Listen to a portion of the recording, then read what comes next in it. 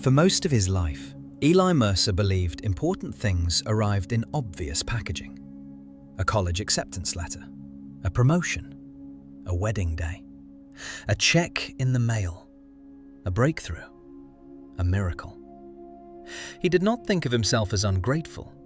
He thanked God before meals, held doors for old ladies at the hardware store, and showed up to church most Sundays unless he was fishing. But if he was honest, he moved through most days half blind, waiting for something big enough to deserve wonder. That was life in Briar Glen, a small town with one traffic light, 2 churches, a diner that had outlived 3 mayors, and a main street where people still waved with 2 fingers from the steering wheel. Days came dressed in familiar clothes: feed deliveries, lawn mowers, high school baseball, weather talk, dog barking at dusk, coffee poured from the same pot all morning long. To Eli, it was all beginning to feel too ordinary. He was 24, back in town longer than planned, helping his uncle run the feed store while quietly resenting that his life had somehow narrowed into seed orders and fertilizer invoices. He kept thinking that real living was happening somewhere else, some city, some future, some bigger story. Then one Thursday in late June, his truck wouldn't start.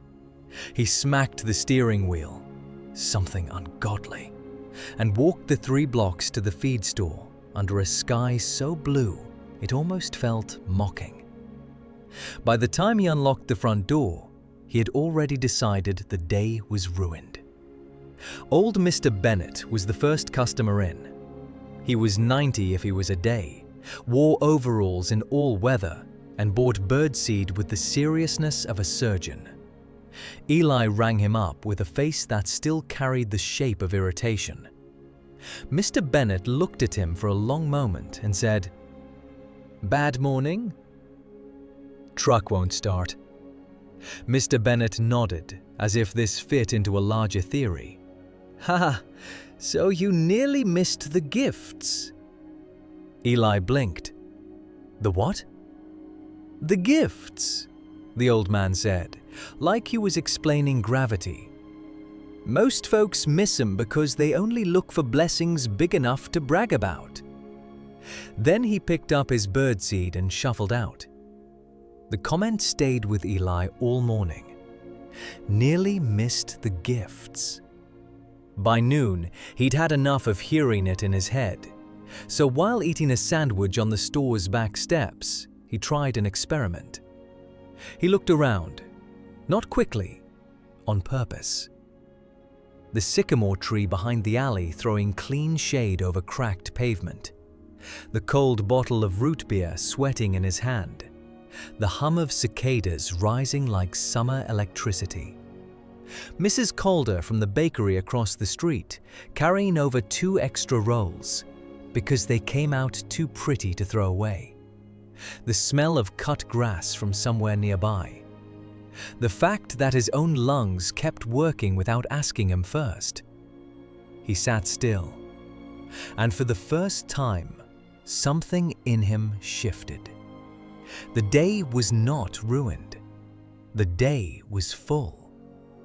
He had simply been waiting for life to announce itself with a trumpet when it had been arriving all along, in paper cups, tree shade, kindness, weather, bread, breath, and the strange mercy of having time enough to notice.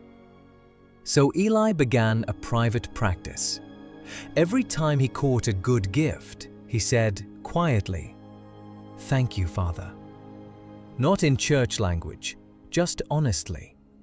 A customer who paid an old debt. A laugh from the guys unloading feed. Rain hitting the tin roof in the afternoon. A little girl proudly carrying chick feed like she was on a holy errand. The gold light over the grain silos at sunset. The relief of cool sheets at the end of the day. "Thank you, Father. Thank you, Father. Thank you, Father."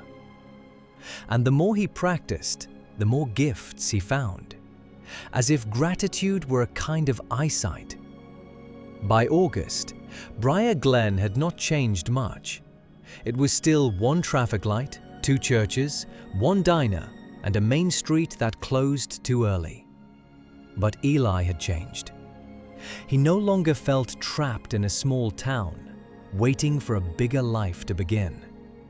He had discovered that life itself was already streaming toward him from the Father of lights in every ordinary circumstance. Not occasionally, constantly. And he understood then that the mission of a human soul is not merely to survive the day or achieve enough to justify it. The mission is to perceive the good gift hidden in the present moment and celebrate the giver. Because life is not a hallway leading to the good part. It is the continual discovery that the good part has been arriving all day long.